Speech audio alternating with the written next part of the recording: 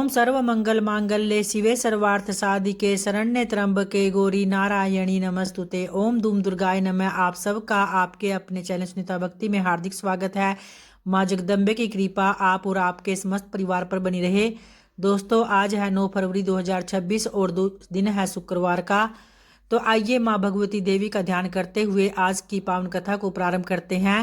और सभी पिछली कथाएं सुनने के लिए आप सभी भक्तजनों का धन्यवाद।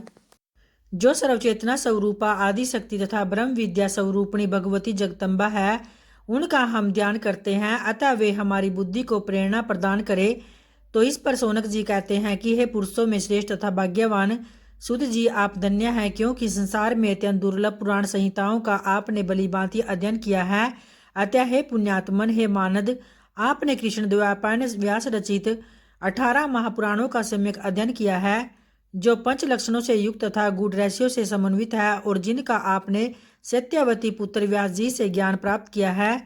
तो हमारे पुण्य से ही आप इस उत्तम मुनियों के निवास योग्य दिव्य पुण्यप्रद तथा कली के दोषों से रहित क्षेत्र में पधारे हुए हैं।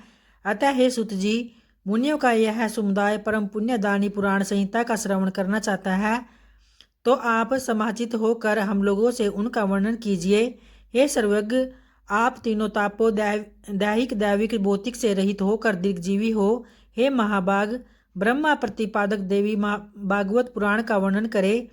हे सुत जी, जो मनुष्य श्रवणेन्द्रिय युक्त होते हुए भी केवल जिह्वा के स्वाद में ही लगे रहते हैं और पुराणों की कथाएं नहीं सुनते, वे निश्चित ही अभागे हैं। जैसे षड रस के स्वाद से जिह्वा को आह्लाद होता है, वैसे ही विद्वान जनों के वचनों से कर्णेन्द्रिय को आनंद प्राप्त होता है। जब कर्णहीन सर्प भी मधुर ध्वनि सुनकर मोहित हो जाते हैं, तब भला कर्णयुक्त मानव यदि कथा नहीं सुनते तो उन्हें बधिर क्यों न कहा जाए। अतः हे सौम्य, समाचित होकर कथा सुनने की इच्छा से सभी द्विजगण कली काल के भय से पीड़ित होकर इस नमिष्यारण्य में उपस्थित हैं।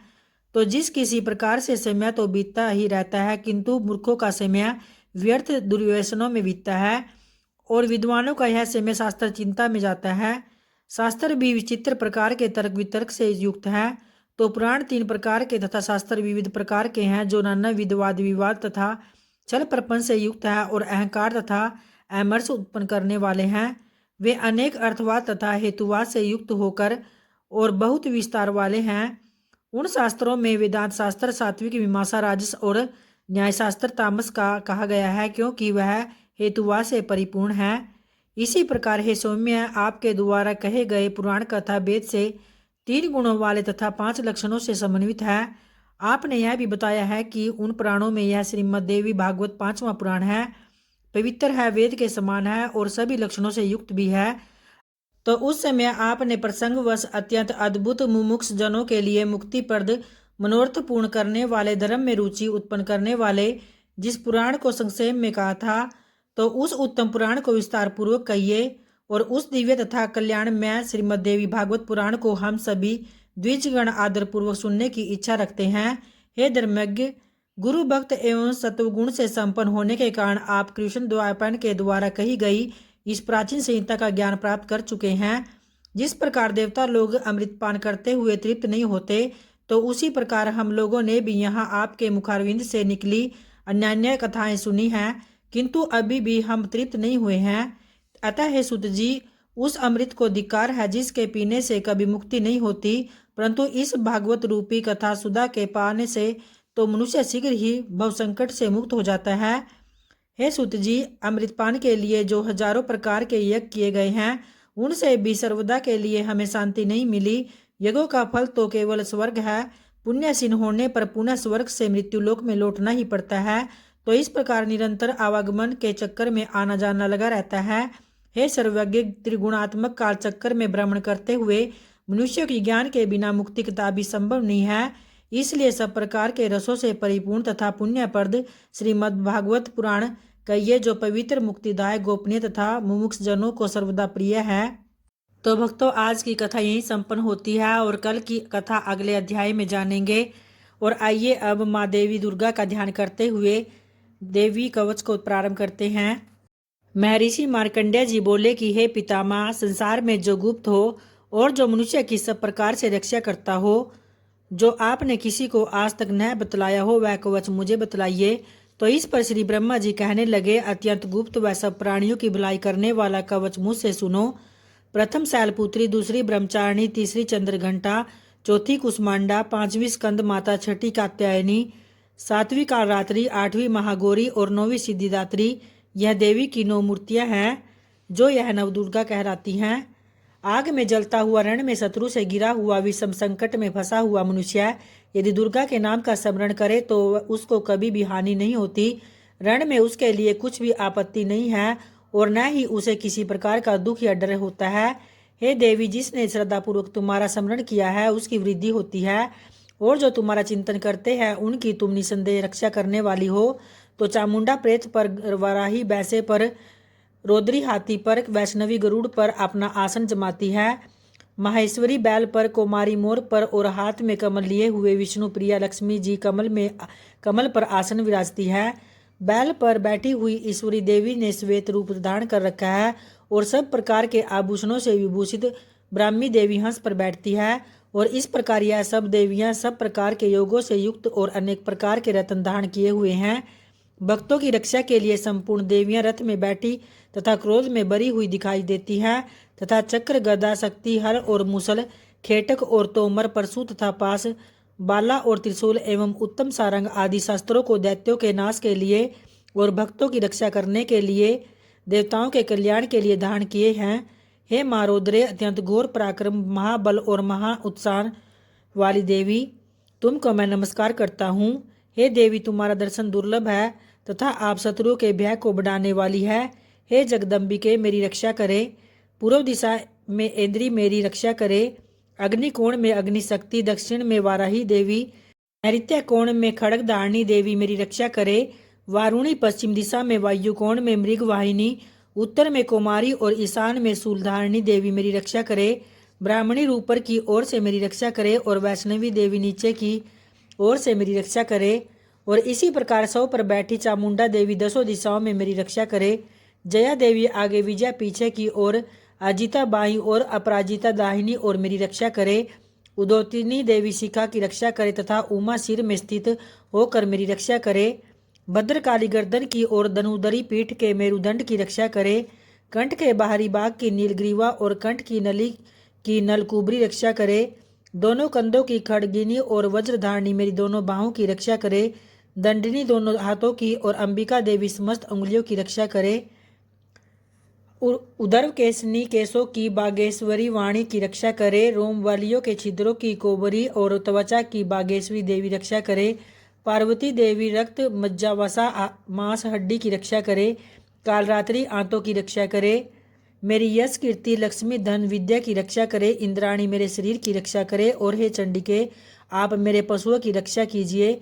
महालक्ष्मी मेरे पुत्रों की रक्षा करे और भैरवी मेरी पत्नी की रक्षा करे। मेरे पथ की सुपता तथा मार्ग की समाकरी देवी रक्षा करे। राजा के दरबार में महालक्ष्मी तथा सब और व्याप्त रहने वाली विजय देवी चारों ओर से मेरी रक्षा करे। जो स्थान रक्षा से रहित हो और कवच में रह गया हो उसकी पापों का नाश करने वाली जयंती देवी रक्षा करे। अपना शुभ चाहने वाले मनुष्य नाश को बिना कवच के एक पग भी नहीं कहीं जाना चाहिए, क्योंकि कवच रखने वाला मनुष्य जहाँ जहाँ भी जाता है वहाँ वहाँ उसे अवश्य धन लाभ होता है तथा विजय की प्राप्ति भी करता है। वह जिस अभिष्ट वस्तु की इच्छा करता है वह उसको इस कवच के प्रभाव से अवश्य मिलती है और वही इस संसार में महाऐश्वर्य को प्राप्त भी होता है। कवचधारी मनुष्य निर्भय होता है और वह तीनों लोकों में मान्य भी होता है। देवी का यह कवच देवताओं के लिए भी कठिन है। जो नित्य प्रति नियम पूर्वक तीनों संध्याओं को श्रद्धा के साथ इसका पठन पाठन करता है उसे देव शक्ति अवश्य प्राप्त होती है। वह तीनों लोकों को जीत सकता है तथा अकाल मृत्यु से रहित होकर 100 वर्षों तक जीवित रहता है। और इसके अतिरिक्त पृथ्वी पर विचरण करने वाले भूचर, नभचर, जलचर प्राणी, उपदेश मात्र से सिद्ध होने वाले निम्न कोटि के देवता, जन्म के साथ प्रकट होने वाले देवता और कुल देवता, कंठमाला आदि डाकनी, साकनी, अंतरिक्ष में विचरण करने वाली अत्यंत बलवती भयानक डाकनियाँ, गृहभूत यक्ष, गंधर्व, राक्षस, ब्रह्मा, राक्षस, वेताल, कुष्मांड और भैरव आदि अनिष्ट कारक देवता भी उस मनुष्य को जिसने की अपने हृदय में यह कवच धारण किया हुआ है देखते ही भाग जाते हैं। इस कवच के धारण करने से मान और तेज बढ़ता है। जो मनुष्य इस कवच का पाठ करके उसके पश्चात सप्तशती चंडी का पाठ करता है तो उसका यश जगत में विख्यात होता है। और जब तक वन पर्वत और कानन आदि इस भूमंडल पर स्थित है तब तक यहाँ पुत्र पौत्र आदि संतान परंपरा बनी रहती है। फिर देहांत होने पर ऐसा मनुष्य परम पद को प्राप्त होता है और जो देवताओं के लिए भी कठिन है। अंत में सुंदर रूप को धारण करके वह भगवान शंकर के साथ आनंद करता हुआ अंत में परम मोक्ष को प्राप्त होता है। तो प्रेम से बोलिए भक्तों माँ दुर्गा की जय। और आइए अब माँ दुर्गा की आरती को प्रारंभ करते हैं। जय अम्बे गौरी मैया जय मंगल मूर्ति, तुमको निस दिन ध्यावत हरि ब्रह्मा शिवरी। जय अम्बे गौरी मांग सिंदूर विराजत, टीको मृग मद को उज्ज्वल से दो नैना चंद्र वदननी को। जय अम्बे गौरी कनक समान कलेवर, रक्तांबर राजे रक्त पुष्प गल माला कंठन पर साजे। जय अम्बे गौरी केहरी वाहन राजत, खड़ग खप्रदारी सुर नर मुनि जन सेवत, तिनके दुख हारी। जय अम्बे गौरी कानन कुंडल शोभित, नासाग्रे मोती कोटिक चंद्र दिवाकर, राजत समज्योति। जय अम्बे गौरी शुंभ निशुंभ बिडारे महिषासुर घाती, धूम्र विलोचन नैना निशिदिन मदमाती। जय अम्बे गौरी 64 योगिनी गावत, नृत्य करत भैरव, बाजत ताल मृदंगा और बाजत डमरू। जय अम्बे गौरी कंचन थाल विराज, अगर कपूर बाती, श्रीमाल के तुम राजत, कोटि रतन ज्योति। जय अम्बे गौरी श्री अम्बे जी की आरती जो कोई नर गावे, कहत शिवानंद स्वामी सुख संपत्ति पावे। जय अम्बे गौरी जय अम्बे गौरी। जय माता रानी की। धन्यवाद दोस्तों।